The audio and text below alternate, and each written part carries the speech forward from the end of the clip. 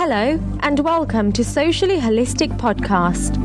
Socially Holistic helps coaches and holistic entrepreneurs and women in heart-centered businesses make sense of social media so they can build their own online network and get more clients. As a heart-centered business owner, you do amazing work. Holly's mission in life is to help you help more people. Help us help more women in business with a 5-star review of this podcast. Please leave one today over at iTunes. The more women who find out about this podcast, the more heart-centered businesses will be successful. Thank you.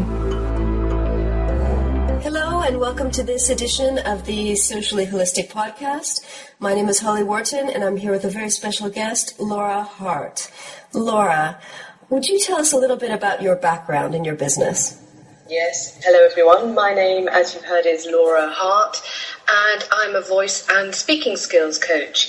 I went to drama school many years ago thinking I was going to come out the other side as a drama teacher in schools. I'd always been in love with drama and anything to do with acting, basically showing off of some sort or another. When I got to drama school, so I went to do a teaching degree in voice, speech and drama, I gradually fell in love with this whole area of the voice. And we had this other slightly separate subject which was connected with accents, and I'd always played around with sounds and accents. And the two areas came together and became more scientific, more regulated, if you like. There was a structure to these areas. So when I left having my teaching degree under my belt, I did go and teach for a few years, but I left drama school in the knowledge that actually voice was going to be my future. So after having taught for 4 years, I then went back to drama school and did an additional qualification, an advanced diploma in voice studies, which is now an MA in voice studies. And from that point on, many years ago, launched myself as a voice, and now I call myself a voice and speaking skills coach. Some people know me as a voice and dialect coach. Dialect means I teach accents, which is generally connected with text. So that's my qualifications, background, etc. And what types of people do you work with in your business?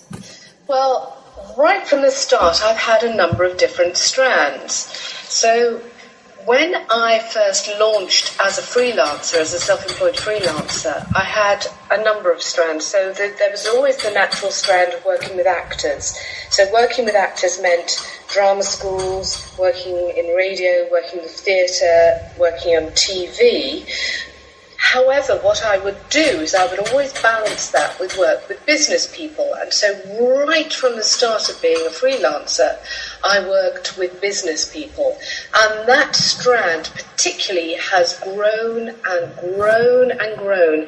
And is, I would say at this point in time, it goes in waves, but it's pretty much 85-90% of my time now is with the business community. And what types of things do people in business come to you for? What would motivate them to seek you out? Oh gosh, I've been asked to help with so many things. Generally I get a phone call from someone's boss to say, I've got someone with these communication issues, can you help? And we always say, let's give it a go, and if I'm unable to help, then I will pass on to a colleague. So I am asked anything from, and typically used to be almost exclusively female and is now includes men, issues such as being heard in the boardroom. And as I say, that was definitely originally women only and is now men as well. It can be what I would now term as someone's personal brand or who they are, who they represent in terms of developing their career. So often people on talent management programs. I'm asked to work very specifically on presentations, on conference speeches, and conferences are interesting because their shape has changed and they have moved from being a typical people in the room with speakers speaking at them to, for example, I've done a number of big presentations where there is an audience present in the room, 60, 70, 80 odd people. However, the speakers' presentations are being beamed live across the world to their teams, literally all over, in every continent. And so they're having to fulfill the needs and requirements of a live audience sitting in front of them, plus the people who are viewing the presentations down the line. And how does that change what they need to focus on as far as their presentation? Well, by and large, the advice I give them is to say, really, your priority is to the people in the room. They can't really think too much about the people down the line who are viewing them, perhaps on their computer screens, perhaps on bigger screens in their offices.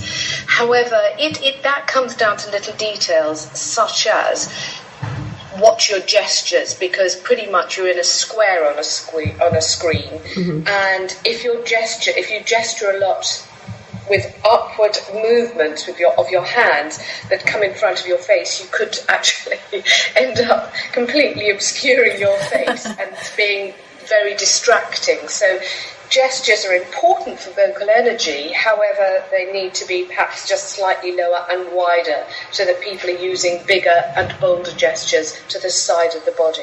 Okay. It's very interesting. I think a lot of people don't think about these things, especially if they haven't had any kind of public speaking training. Well, I think that's probably a lot to do with where I'm at, my particular niche. So I have a niche as a voice coach, which does include a lot of linguistics, because you're looking at how people are actually piecing together their messages. Okay. However, I think my additional niche is that I do work with senior people, or nudging senior people on talent management, talent pools. And most of the people I work with have had some sort of presentation or speaker skills training at some point in their career. Not everyone. It's surprising how many senior people have never had any intervention or any training. However, that's been in the past and was rather generalised training rather than coaching. Okay. So where I come in is that I work specifically watching, listening, and tailoring what I deliver to them in particular. So it is very much one-to-one coaching. And I look to enhance the best aspects of what they do, what they already do. Okay. So it is often dealing with tiny details of change, tiny details of areas that need to be pulled out further or put into the background slightly. And small change, absolutely, I say this to my clients all the time, small changes can bring about a really, really significantly big difference. So this is a very personalized approach. You're really working on each individual and their strengths and the areas that they need to improve, rather than just kind of applying a cookie-cutter approach to everyone. Definitely. I have delivered in the past. I mean, I've delivered hundreds of training courses, particularly in my earlier days. And I am occasionally asked to work with groups of people. And I still insist now that they are smaller groups, because you can get more done. And because my area, there is a certain level of vulnerability with people in terms of the area of the voice. People still have certain perceptions about how they'll come across and what I'm trying to do, etc., etc. But it is very much, by and large, tailored to the individual, and it is all about building on strengths.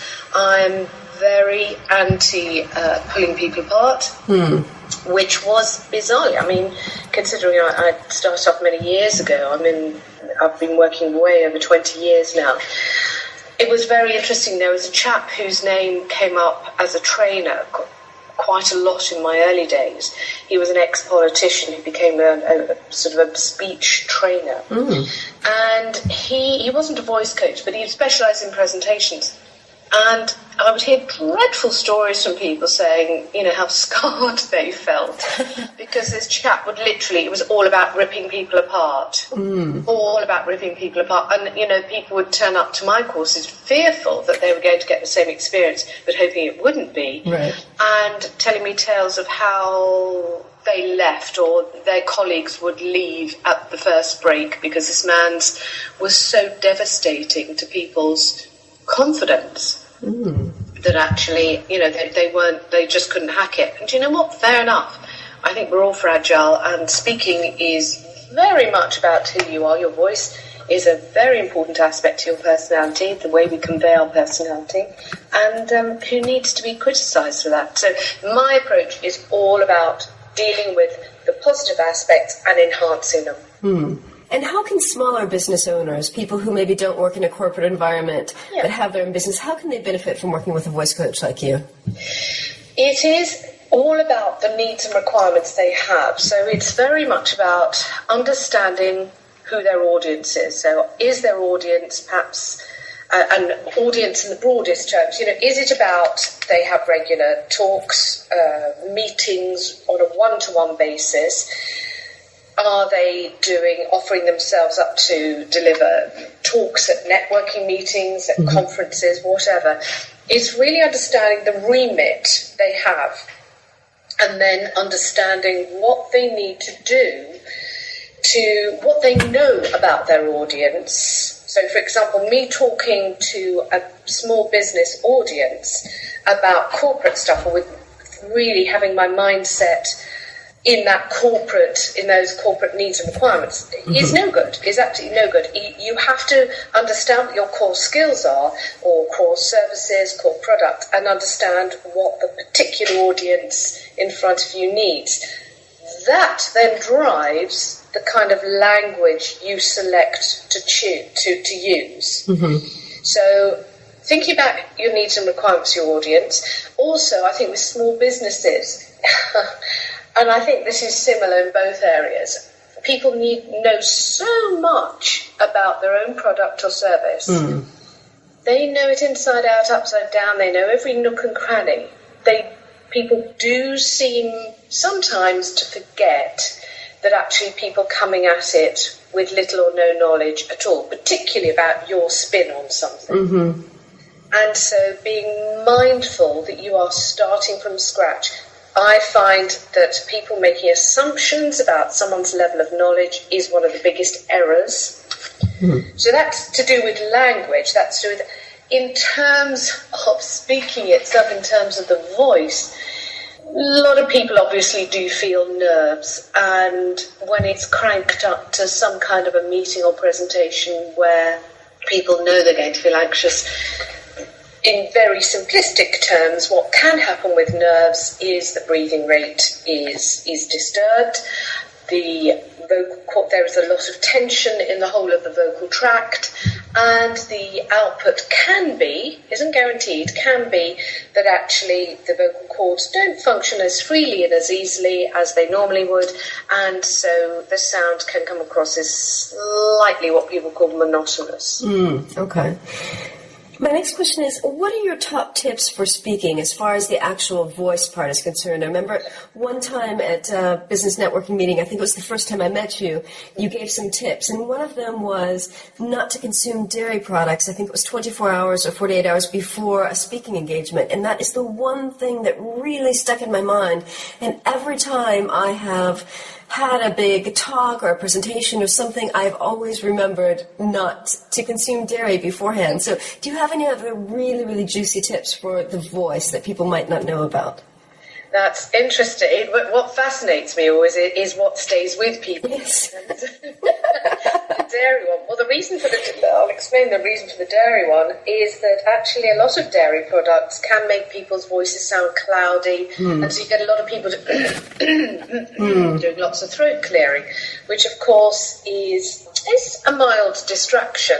However, more importantly for the actual speakers, once you clear your throat once, and now I'll probably carry on doing it, is that you want to clear again and again and again. So it can cloud and make the sound a little bit more less clear, let's put it that way. So it means you produce more mucus, and you need to clear your vocal cords a little bit more.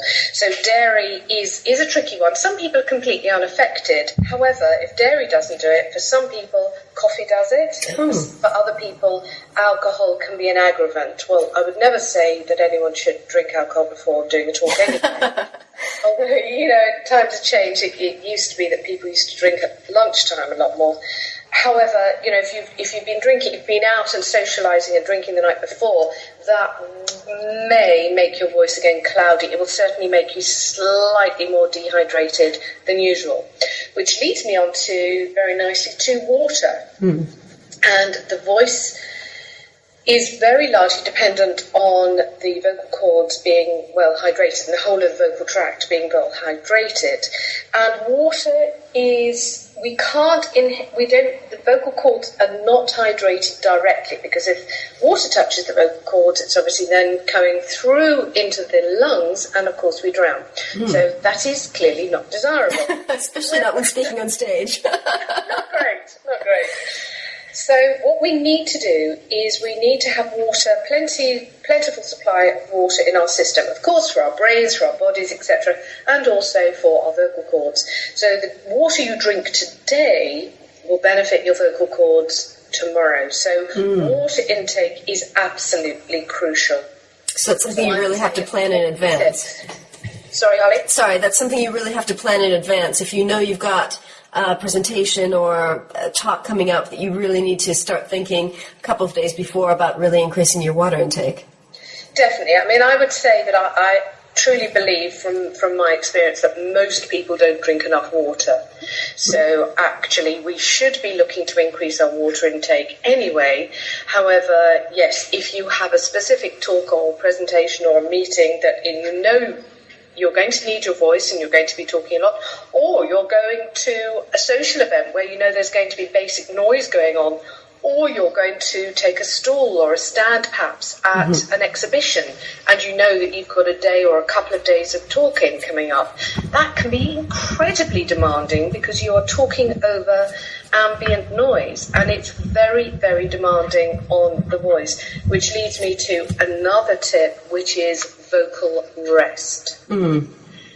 Talking and not talking, very important. The vocal cords need time to recover from the act of speaking. It is vigorous. Also, when the vocal cords come together apart, which they do hundreds of times per second, they're producing heat. Oh. So that heat dries out the vocal mechanism, which is another reason why we need the moisture in the system, the moisture in the body. So we also need, if you like, the vocal cords to be able to cool down. Very interesting. And how long does it take for them to cool down after a long presentation or a talk? Can't put a time on that, and I'm not convinced there's any research out there to actually show any time scale there. It's probably very individual thinking about it, because it probably depends on if you're in a heated space, if you're in air conditioned space. It would depend on your moisture level generally, etc., etc. Because, for example, we know that heating dries our skin out, heating also dries our cords out. Air conditioning will do the same. So I think there are many, many factors involved there. And, for example, someone that's got a stall or a stand, as you said, where there's a lot of ambient noise, I know it's really difficult. I've worked stands before. How can they best use their voice in that environment? On one hand, so that they don't stress it, but on the other hand, so that they can be heard amongst all of the other noise. Yeah, it's a really tricky one. It's a really, really difficult one. Okay, there are a number of things that you can think about. There's no guarantee that your voice will survive the process because it can just be very tough. It depends on someone's vocal resilience to begin with, so, that makes a difference. I would say that if on your stand you can put a little bit of fabric around it, so even if you've got some sort of soft furnishing elements, which I know sounds daft, because actually stands normally are surrounded by paper products, but if anything can be done to almost slightly insulate your little booth, which you can sort of create, that would help. That would help, because a lot of the time those conference spaces or those exhibition spaces are very echoey, so that doesn't help at all. But so anything you can do to insulate the area, that would help. That's a little bit idealistic, but it certainly would give you a hand.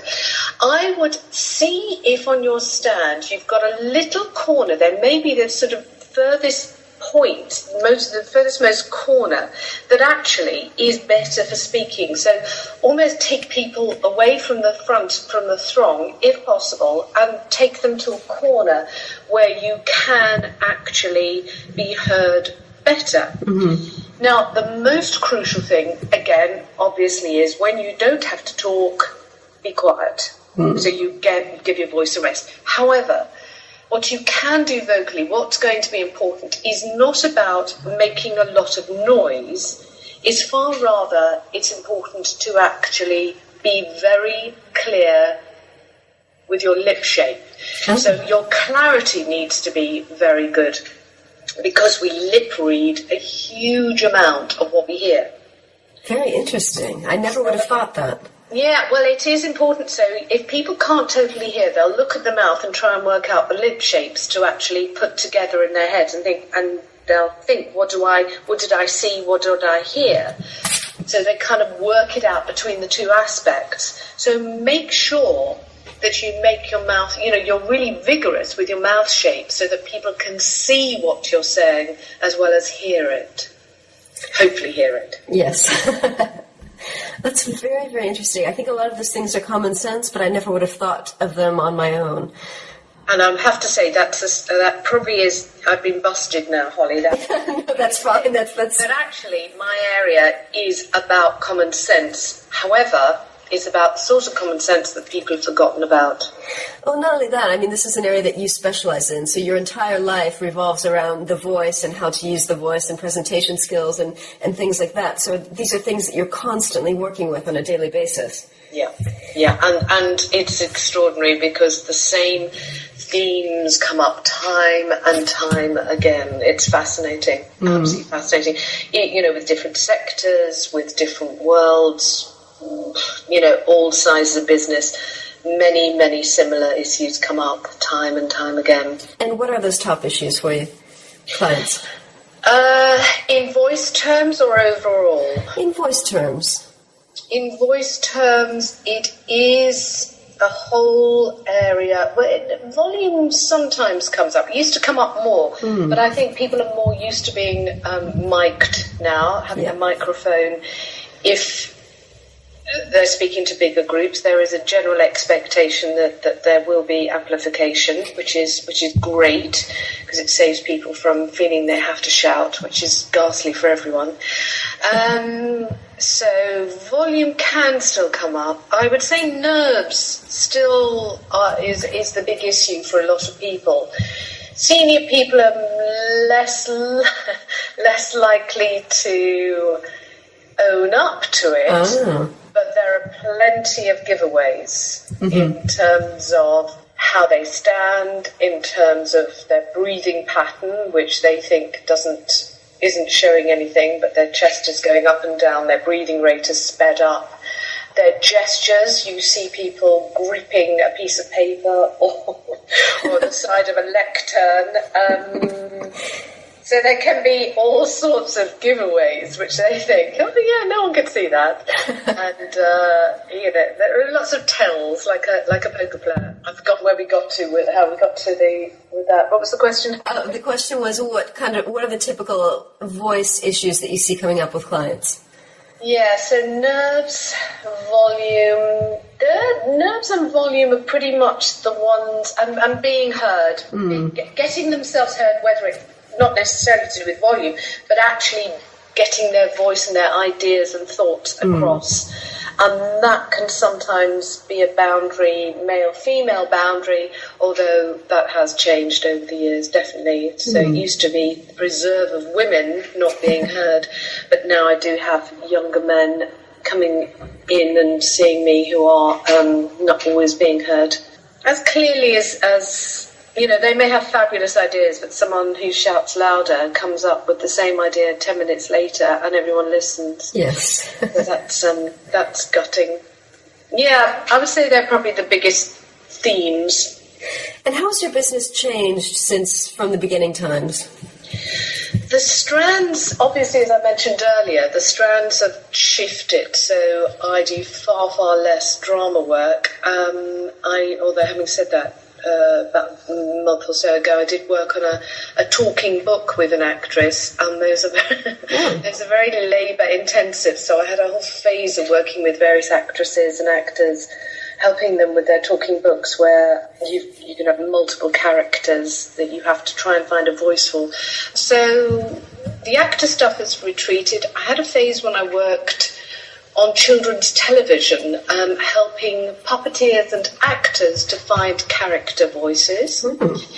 That was great fun. I had to sign a confidentiality contract when I started working on the revamped Postman Pat programme, but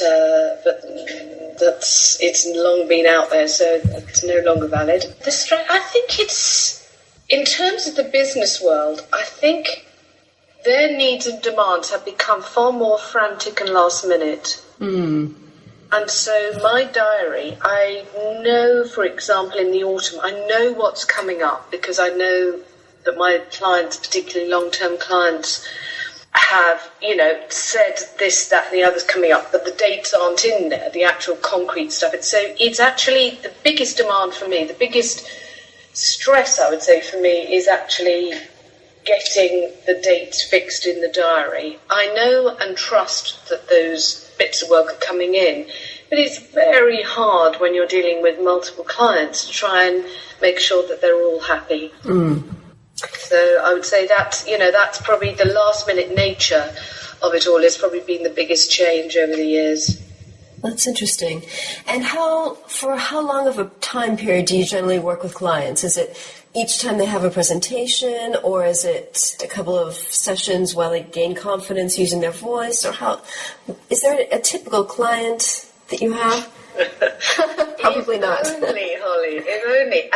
I would say they all want to know how long it'll take, and yet their needs and requirements change as they're finishing their sentences. Oh, sometimes I'm brought in to work on a one-off basis on a particular speech. I used to have a client who was in charge of in-flight food for a large specialist catering service, and he used to bring me in twice a year. He'd have conferences, and he would bring me in, and we'd work for a whole day on his speeches, and that'd be it. So it was very project specific. I have other people where often what happens is I'll do a couple of sessions and we either stop then or we build beyond there. Sometimes I'm pre-booked for 6 sessions. My sessions last 2 hours at a time. So it's really variable. Change takes time. Of course. Let me give you an example of a client who I was referred to see her, and she contacted me because she was getting a lot of feedback over a period of time and eventually realised there was something in it. It was to do with her communication skills that was seen to be, she was seeing her overall brand, her overall persona was seen to be rather brusque, rather abrupt, lacking in emotional intelligence. However, her work rate was phenomenal, and she smashed her targets every single year. This young woman, so we worked together 6 sessions over a period of time. We made sure they weren't sort of weekly or whatever. They were very spread, and sometimes it'd be a couple of months between appointments. And she was invited to do a big presentation, which was a tremendous boost for her as well. And someone else paid for some extra time there, which was great. So probably in all about 8 sessions. And that would, I would say, be over a course of the year. And she has just got a directorship within the company. Excellent. Yeah. So, I really believe that, I know that we changed the perception of how she was seen across the business.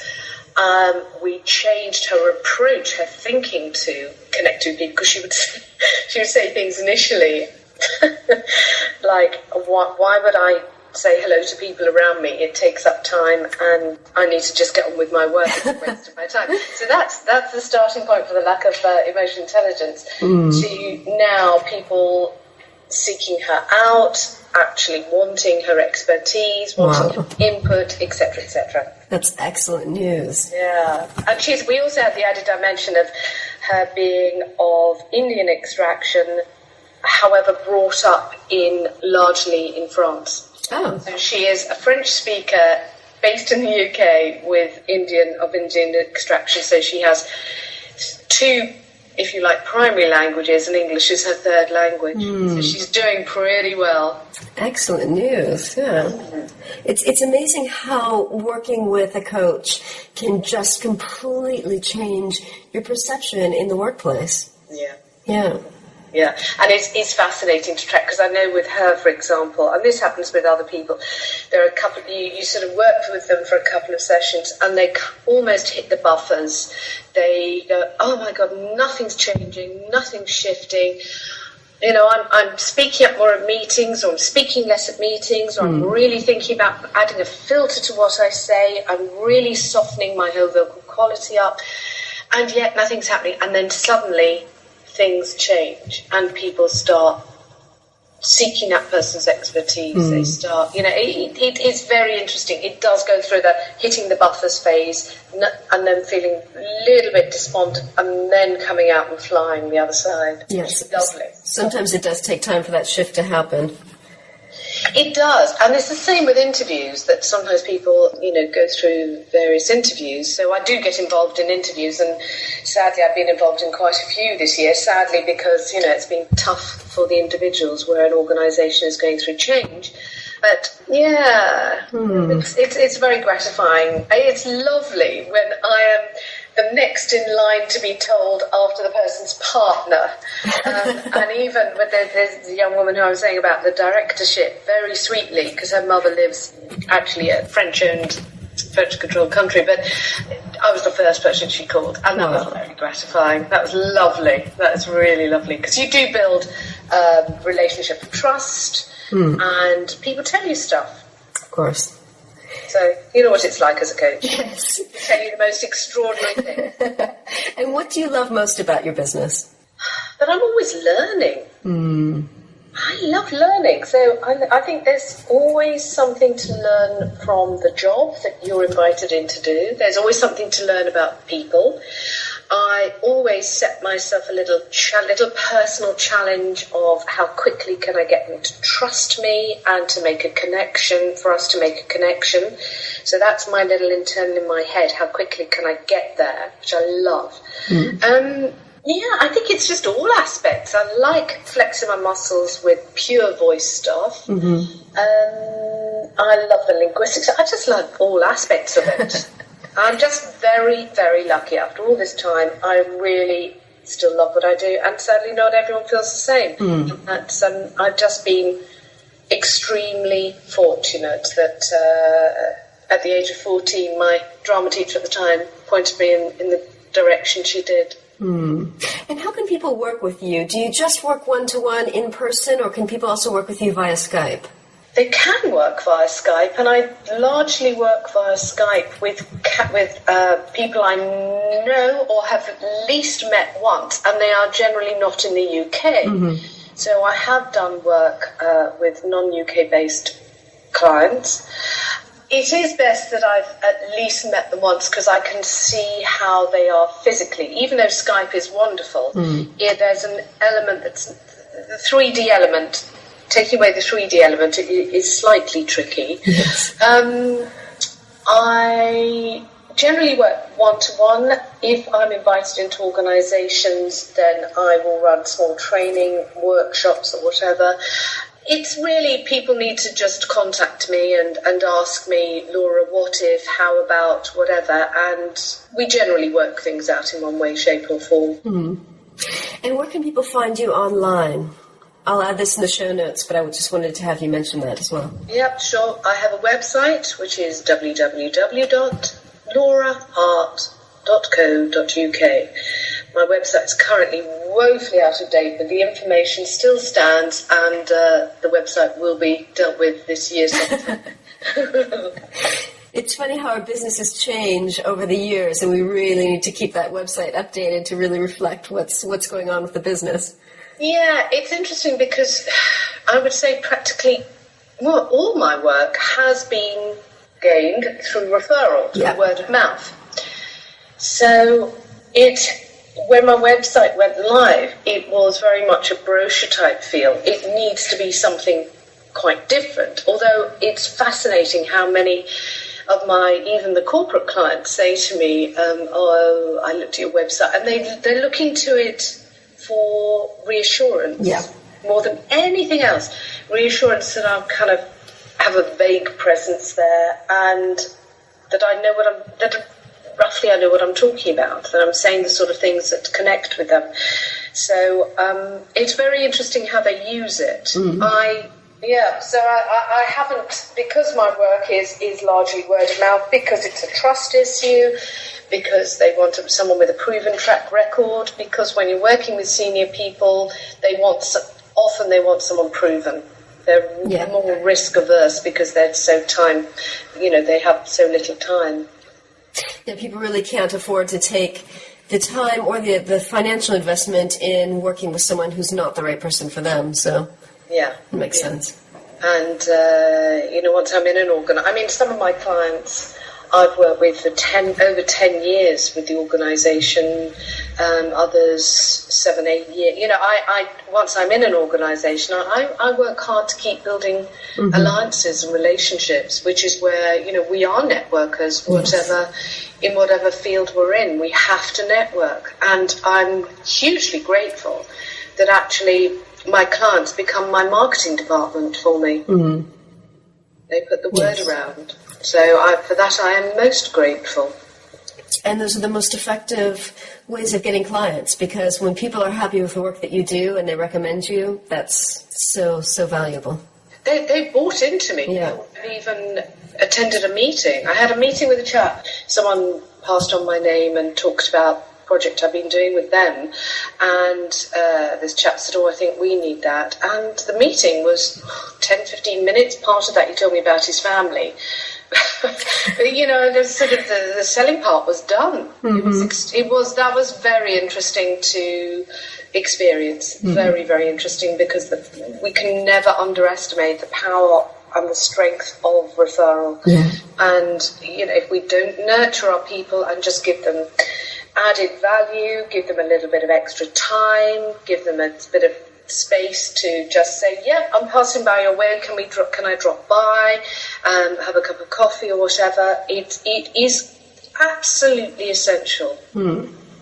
I agree. Well, thank you very, very much, Laura. It's absolutely been fabulous speaking with you, and I can't wait to get this podcast live and to share your tips with everyone. Is there anything else you'd like to say before we sign off?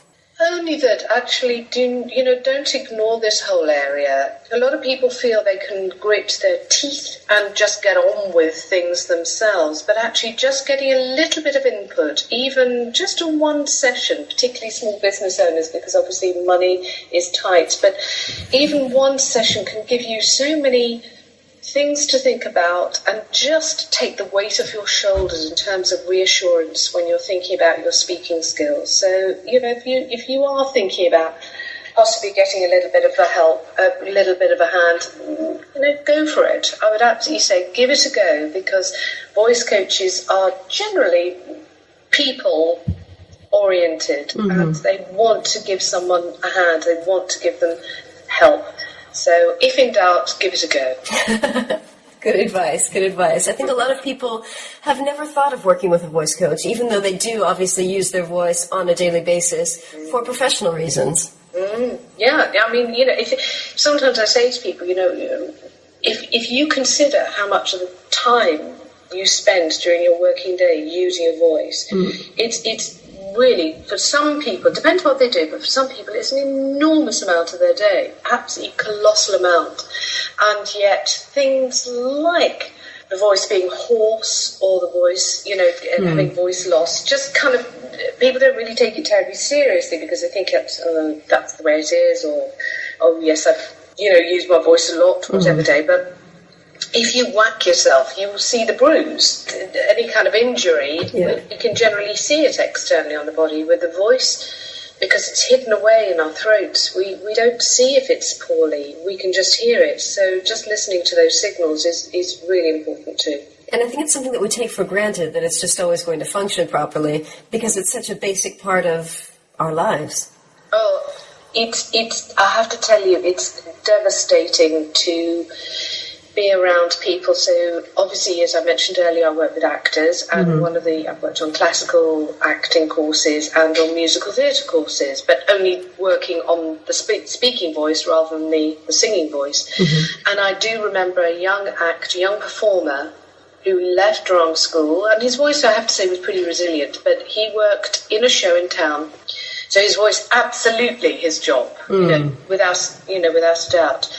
And he was working in a big theatre space. And one night they had a problem with the sound, so the mics weren't working. So they had to basically chuck the sound up with greater gusto and strength and really push the sound out. That one night then cost that chap his voice. His voice did not like it. He was very unhappy. And he had voice loss, and he was then put on voice rest.